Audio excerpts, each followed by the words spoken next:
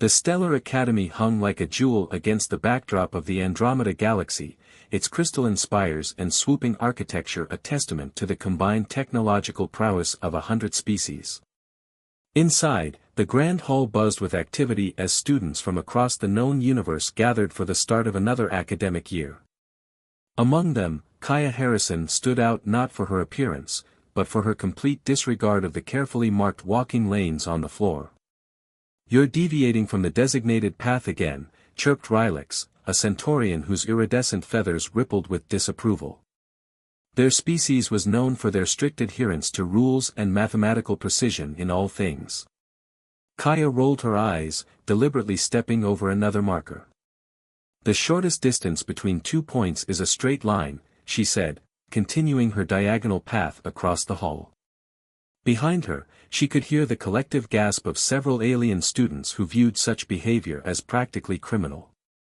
Professor Vexthor, a towering Arcturnian with 4 arms and crystalline skin, stood at the front of the quantum engineering classroom.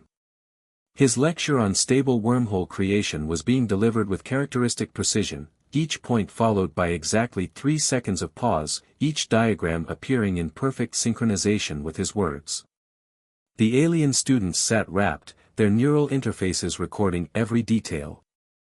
The human students, clustered near the back of the room, were a different story entirely. Kaya doodled in the margins of her manual tablet while her friend James Torres appeared to be napping, though his neural implant was subtly recording the lecture. Nearby, Raj Patel was actually building a miniature wormhole generator under his desk, much to the horror of their Proximan classmate who believed in learning theory before touching any equipment. "The creation of stable wormholes requires exactly 17 steps, Professor Vexthor announced, his crystalline form refracting light across the room. "Each must be performed in precise sequence with no deviation." "But what if we combine steps 3 and 4? Kaya called out, causing several alien students to flinch at the unexpected interruption. "The energy matrices are compatible. We could cut the initialization time in half." The professor's crystalline surface clouded slightly, the Arcturnian equivalent of a frown. "Miss Harrison, the procedures have been established through centuries of careful research. They cannot be altered." "They can't be altered, or no one's tried." James had apparently woken up and decided to join the discussion. "Because humans have this thing called efficiency, and 17 steps for anything seems like about 16 too many." The alien students began emitting various signs of distress, some changing colors, others extending defensive spines, and a few producing high-pitched harmonics of disapproval. Professor Vexthor's surface became nearly opaque with concern. "The procedures exist for safety," he insisted. "Without proper protocols, the risks are incalculable." "Actually," Raj spoke up, holding up his now completed miniature generator, "I just made one with 5 steps. Want to see?" The classroom erupted into chaos. The Proximan student nearest to Raj began shedding anxiety spores, causing a chain reaction of panic among the more sensitive species. Professor Vexthor's crystalline form vibrated at a frequency that suggested severe distress. "That is absolutely forbidden," he thundered, all 4 arms gesturing in alarm. "Unauthorized experimentation could." The tiny generator in Raj's hands hummed to life, creating a perfectly stable microscopic wormhole. The alien students fell silent, their various anatomical expressions of shock creating a tableau that Kaya wished she could capture for posterity.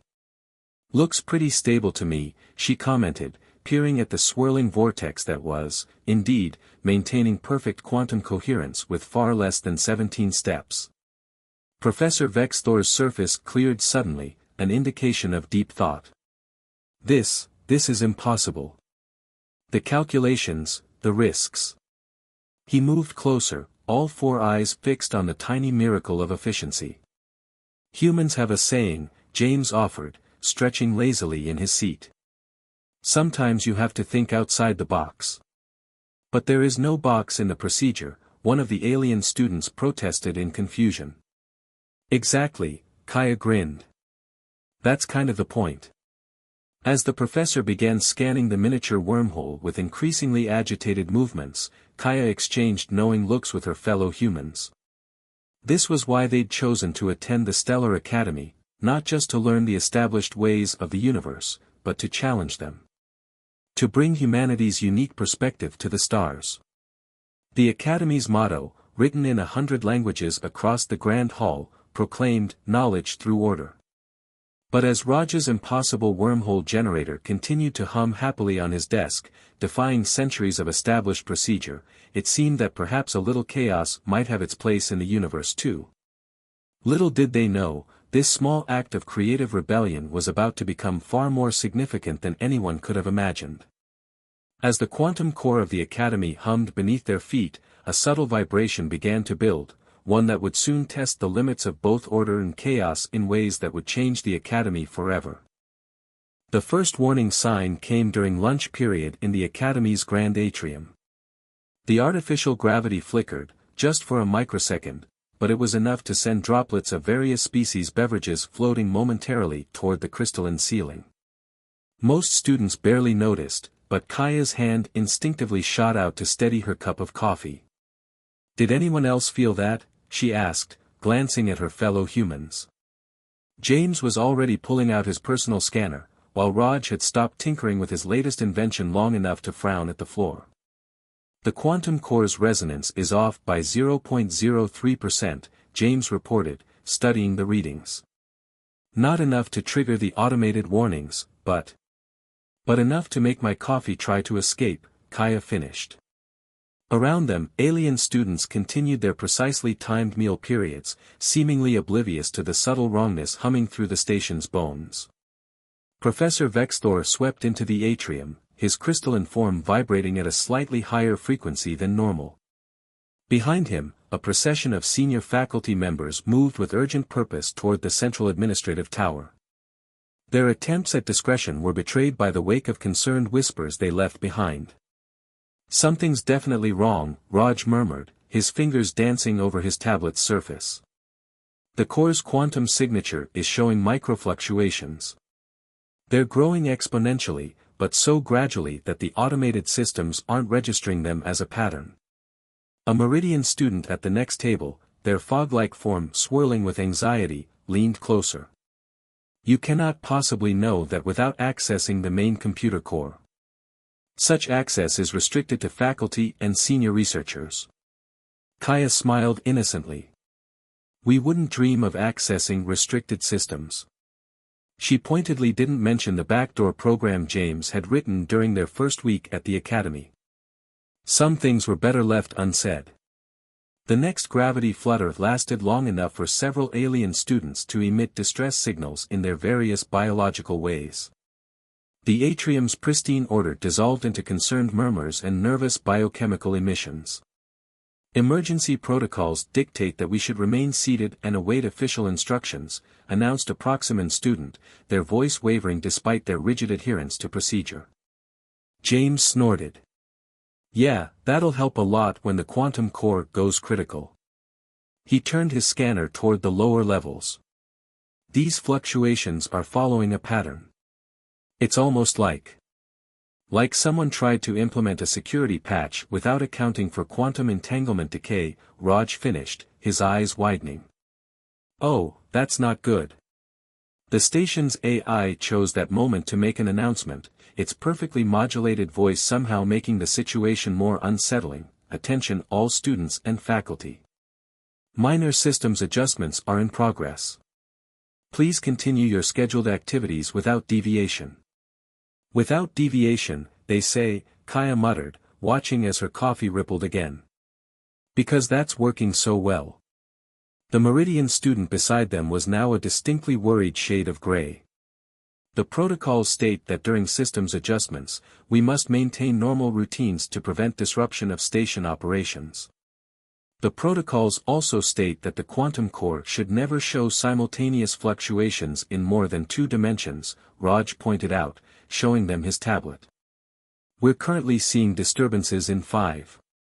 A low rumble vibrated through the station's structure, causing several crystalline decorative elements to chime discordantly. The alien students began executing their various species versions of emergency procedures, all of them precisely by the book, and none of them addressing the actual problem. The faculty's going to keep trying to fix this through official channels, James said, his scanner now showing alarming spikes in quantum instability. They'll submit forms in triplicate while the core tears itself apart. Kaya stood up, her coffee forgotten. Then I guess it's up to us to do something incredibly stupid and probably against about 50 different regulations. Unauthorized intervention in station systems is strictly forbidden, the Meridian student protested, their foggy form now streaked with alarmed crimson. The penalties won't matter much if we're all scattered across multiple quantum dimensions, Raj interrupted, already packing up his tools. Sometimes you have to break a few rules to prevent a catastrophe. As if to emphasize his point, the gravity flickered again, longer this time.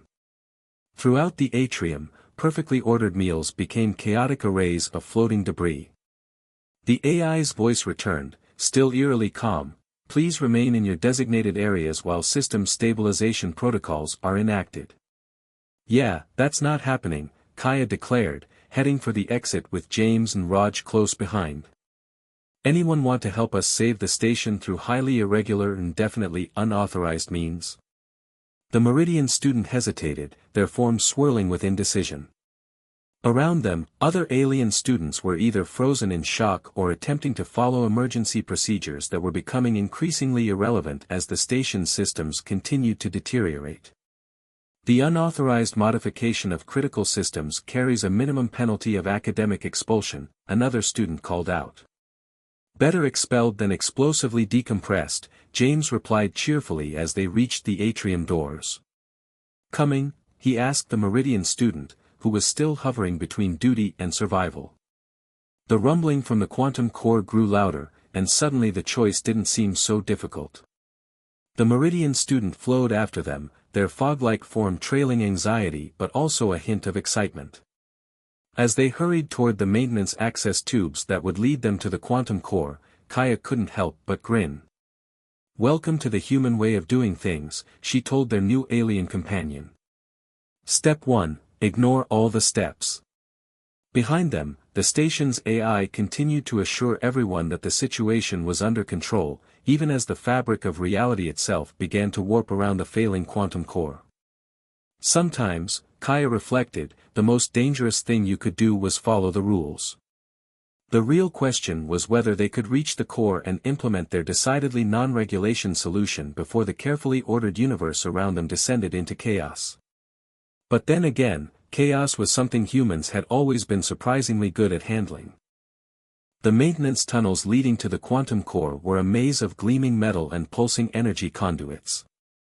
Unlike the pristine halls above, these passages showed signs of hasty repairs and improvised solutions, evidence that even in this bastion of order, reality sometimes required a more flexible approach. According to station protocols, we should have submitted Form QC 7739 in triplicate before attempting to access this level, the Meridian student, who had introduced themselves as Mist, rippled anxiously as they moved through the corridors. I'll tell you what, Kaya replied, consulting James's scanner for directions, if we survive this, you can fill out all the forms you want. Retroactively. The station shuddered again, more violently this time. The quantum fluctuations were becoming visible to the naked eye, reality itself seeming to ripple and bend around them. Emergency lights pulsed in rhythmic patterns along the walls, their steady beat a counterpoint to the growing chaos.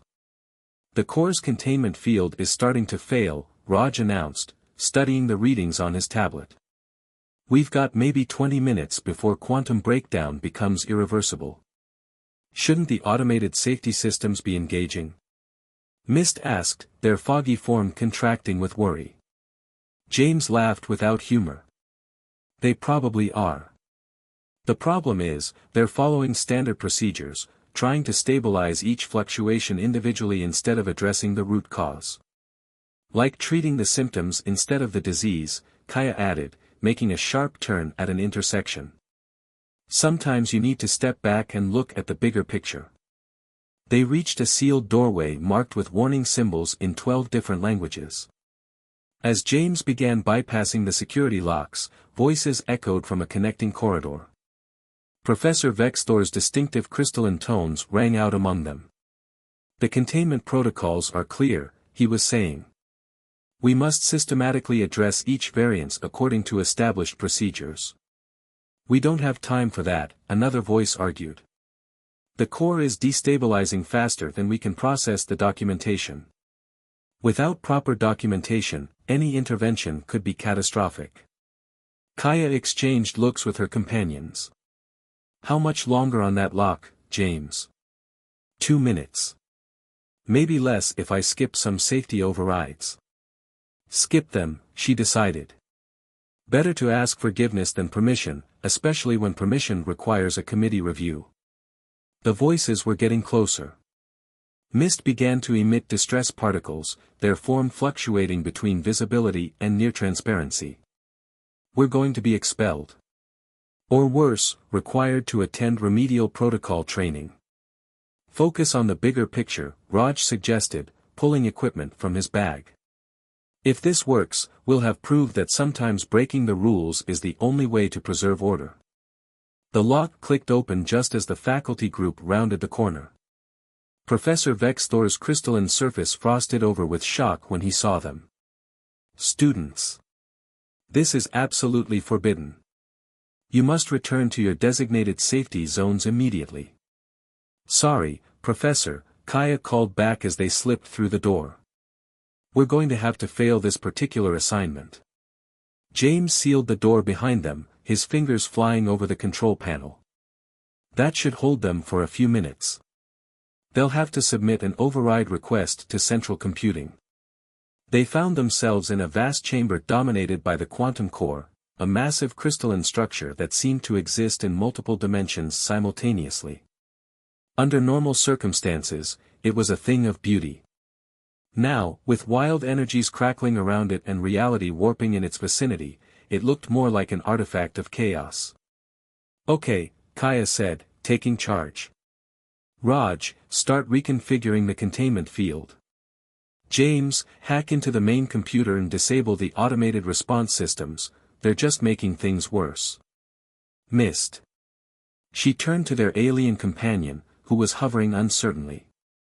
Your species can perceive quantum states directly, right? Yes, but using that ability without proper certification is. We're way past certifications. I need you to watch the core's quantum signature and tell us if anything we do makes it worse. For a moment, Mist seemed to struggle with the decision. Then their form solidified slightly, the meridian equivalent of squaring one's shoulders. The probability of success through official channels is approximately 0.037%. Your unauthorized approach, while highly irregular, presents better odds. That's the spirit, Kaya grinned. Sometimes the best solution is the one nobody authorized.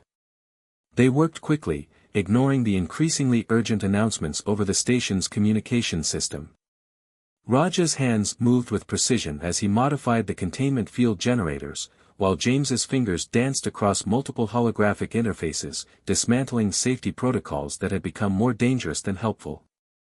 Mist proved invaluable, their quantum perception allowing them to guide the others' adjustments with unprecedented accuracy. The core's quantum signature is stabilizing, they reported, their form rippling with cautious optimism. Though I believe we may have just violated 73 different safety regulations. Only 73? James quipped, not looking up from his work. We must be losing our touch. Outside the sealed door, they could hear the faculty's increasingly frantic attempts to regain access. The station's AI continued to calmly announce that all systems were operating within acceptable parameters, even as reality itself threatened to unravel around them. Almost there, Raj muttered, making a final adjustment. Just need to, there. The wild energies surrounding the core began to subside. The visible distortions in spacetime smoothed out gradually, like wrinkles being pressed from cosmic fabric. For a moment, everything hung in perfect balance. Then the core pulsed once, twice, and settled into a steady, stable rhythm. We did it, Kaya breathed, hardly daring to believe it. We actually did it. Without submitting a single form, Mist added, their tone suggesting both horror and admiration. The door finally slid open, revealing Professor Vexthor and a group of senior faculty members. Their expressions ranged from outrage to disbelief as they took in the scene, and the now stable quantum core. This, Professor Vexthor began, his crystalline surface cycling through various colors of agitation, is absolutely unprecedented. Thank you, James replied cheerfully. It was not a compliment. You violated every safety protocol, bypassed all security measures, and completely disregarded proper procedures. Yes, Kaya agreed, and in doing so, we saved everyone's molecules from being scattered across multiple dimensions. You're welcome. The quantum core hummed peacefully behind them, a testament to the fact that sometimes, the most effective solution was the one that broke all the rules. The aftermath of their unauthorized intervention brought immediate consequences. Kaya, James, Raj, and their newfound ally Mist found themselves in the Academy's disciplinary chamber, an austere room designed to make students of any species feel appropriately small and contrite. The Council of Directors, representing 12 different spacefaring civilizations, regarded them with varying degrees of disapproval. Let us review your actions, began Director Xylix, her crystalline form glowing a stern shade of violet. You illegally accessed restricted systems, disabled multiple safety protocols, modified critical infrastructure without authorization, and corrupted a fellow student with your flagrant disregard for procedures. Mist rippled indignantly at being called corrupted, but remained silent. And in doing so, Kaya pointed out, we prevented a quantum catastrophe that would have destroyed the station and everyone on it. That is not the point, Director Xylix countered. There are procedures. The procedures were killing us, James interrupted, pulling up data on his tablet. Look at these readings. Every authorized attempt to stabilize the core actually made the situation worse. The automated systems were caught in a feedback loop. We acted because we had to, Raj added. Sometimes you have to step outside the box. There is no box in the procedure, several council members said in unison, causing Kaya to suppress a smile. Some phrases, it seemed, were universal. The debate might have continued indefinitely if not for what happened next. A subtle vibration ran through the station, different from the previous crisis, but somehow more ominous. The lights flickered briefly, and several directors' personal devices began emitting warning signals. The quantum core, Mist said suddenly, their form expanding with alarm. Something's wrong. The resonance patterns are strange. Before anyone could respond, the station's AI made an announcement, warning. Unknown quantum phenomenon detected. All safety protocols have been engaged. Please remain calm and await further instructions. Oh, that's not good, Raj muttered, already pulling out his equipment. The core's stable, but something else is affecting it. Something from outside. The human students exchanged glances. They knew they were still technically in trouble, but the immediate crisis took precedence. Without waiting for permission, they began analyzing the situation. It's like a quantum wake, James said, studying his readings. As if something massive just passed through subspace nearby. Or is about to pass through, Kaya corrected, pointing to a pattern in the data. Look at these temporal markers. Whatever's causing this hasn't happened yet, but it's going to, and soon. The council members began following their standard emergency procedures, sending out alerts and assembling committees to study the phenomenon. But the humans could see they were already falling into the same trap, trying to address an unprecedented situation with precedent responses. We need to act now, Kaya declared, turning to the council. That quantum wake is going to hit us in less than 10 minutes. When it does, it'll interact with our core in ways your safety protocols aren't designed to handle. You cannot possibly know that, Director Xylix protested. The proper analysis of such an event requires at least 3 days of. We don't have 3 days, Raj interrupted. We barely have 10 minutes.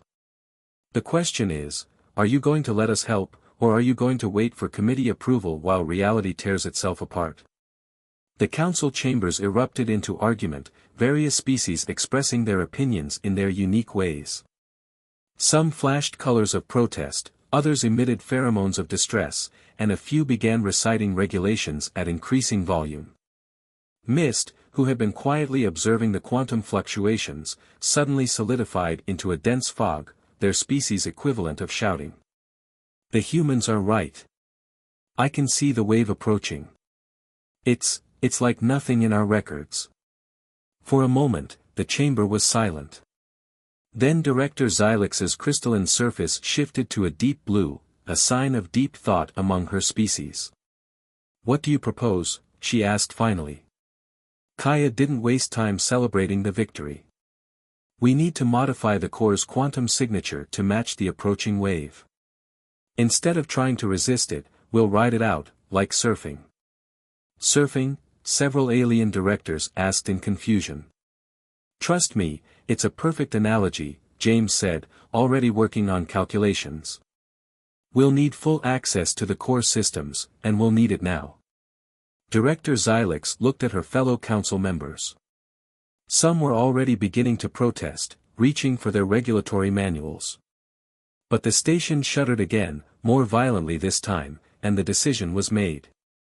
Granted, she said simply. Do what you must. What followed was a blur of activity that would have given any safety inspector a heart attack, or the equivalent in their species. The humans, with Mist's help, began implementing modifications that violated at least 100 different regulations. They worked with the kind of focused chaos that humans did best, intuitive leaps mixed with solid science, wild ideas tempered by practical experience. As the quantum wake approached, the station's automated systems began failing one by one, their rigid protocols unable to cope with the unprecedented situation. But the humans' modifications held, bending with the quantum fluctuations instead of trying to control them. 30 seconds to impact, Mist announced, their form rippling with tension. The council members, along with the gathered faculty, watched in a mixture of horror and fascination as the humans continued to violate sacred technological principles with cheerful efficiency. Many of them were recording the event, though whether for future prosecution or study remained unclear. Brace for quantum surf. Kaya called out, and the wave hit. The station shuddered, reality bent, and for a moment everything seemed to exist in multiple states simultaneously. But they rode it out, just as planned. The core, instead of fighting the quantum wake, moved with it, channeling its energy in ways that would have the physics department arguing for years to come. When it was over, and the station had settled back into its normal dimension, there was a long moment of silence. That, Director Xylix said finally, was either brilliant or insane. Possibly both. That's kind of our specialty, Kaya replied with a grin. In the days following the quantum wake incident, the Stellar Academy found itself in an unprecedented state of self-reflection. The Grand Hall, usually a model of perfect order, now hosted heated debates about the nature of rules and innovation. Students of all species gathered in mixed groups, their discussions no longer bound by traditional social protocols. Kaya, James, and Raj had become minor celebrities, though opinions about them varied wildly. Some students viewed them as heroes, others as dangerous rebels, and a fascinating few seemed to consider them both simultaneously, a quantum superposition of reputation that felt oddly appropriate. I still can't believe we haven't been expelled, James mused, lounging in what had become their usual spot in the Academy's observation dome. The stars wheeled slowly overhead, their light slightly distorted by the recent quantum events. They can't expel us, Raj pointed out, tinkering with yet another unauthorized invention. They're too busy studying everything we did. I heard the physics department has started 3 new research projects based on our quantum surfing technique. Mist, who had become a regular part of their group, swirled thoughtfully. The council has been in continuous session for 5 days. They're attempting to create new protocols to account for, how did you put it?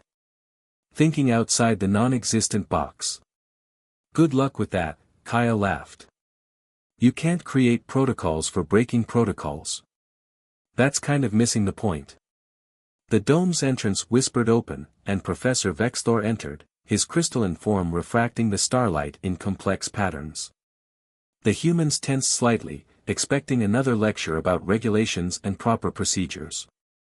Instead, he did something none of them had ever seen before. He sat down with them. The council has reached a decision, he announced, his tone uncharacteristically informal. After much debate, and I must emphasize, much debate, we have decided to create a new department within the Academy. Let me guess, James said. The Department of Following Rules about Not Following Rules. The Department of Adaptive Problem Solving, Vexthor corrected, his surface showing traces of what might have been amusement. And we want you to help design the curriculum. The humans exchanged stunned looks. Even Mist seemed to lose coherence for a moment. You want us to teach others how to break rules? Kaya asked incredulously. We want you to teach others how to think differently, Vexthor clarified. The recent crises have shown us something that perhaps we should have recognized long ago. The universe is not orderly. It does not follow protocols. Sometimes, the ability to adapt, to improvise, to, yes, break rules intelligently, is essential for survival. That's surprisingly insightful, Raj said, setting down his latest project. But how do you teach something like that? It's not exactly something you can put in a manual. Precisely, Vexthor agreed. Which is why we need you. All of you, he added, including Mist in his gesture. We need those who can bridge the gap between order and chaos, between procedure and innovation. There will be resistance, Mist warned, their form rippling with concern. Many species are deeply committed to their traditional ways of thinking. Of course there will be resistance, Kaya grinned. That's what makes it fun. The professor's surface showed complex patterns of light that suggested both worry and anticipation. The council has one condition, however. You must promise to document everything you do, even your improvisations. Not for approval, he added quickly, seeing their expressions, but for study. We may not always understand your methods, but we can learn from them. Deal, James said immediately. Though I should warn you, human documentation tends to include a lot of phrases like, and then we tried this because it seemed like a good idea at the time. I am beginning to understand that such moments of intuition have their own kind of wisdom, Vexthor admitted. Perhaps there is something to be said for controlled chaos. As if to emphasize his point, one of Raja's devices chose that moment to emit a small, unauthorized quantum field. Instead of immediately citing regulation violations, Vexthor merely watched with interest as Raj quickly adjusted it. You see, he said. Already I find myself questioning when rules are necessary and when they might be flexible. It is most unsettling. And yet, somehow, also exciting. The stars continued their slow dance overhead, their light now touching a changed academy. In the halls below, students of all species were beginning to ask different questions, to challenge old assumptions, to wonder if perhaps there was more than one way to understand the universe. So, Kaya said, looking around at her friends, human and alien alike, who's ready to teach the galaxy how to think outside the non-existent box. Mist swirled with what was definitely amusement now. I believe the correct human phrase is, what's the worst that could happen? Oh no, James groaned. Never say that. That's just asking for trouble. Exactly, Kaya smiled. And isn't that what we do best? As they began planning their new department, a place where order and chaos would dance together in ways the Academy had never seen before, the quantum core hummed steadily below them, its rhythm somehow different now. Like the institution it powered, it had learned to be both stable and flexible, structured and adaptive. The universe, after all, had never cared much for rules. Perhaps it was time its students learned to do the same, within reason, of course. Or without it, depending on the circumstances. And that, as any human could tell you, was exactly as it should be.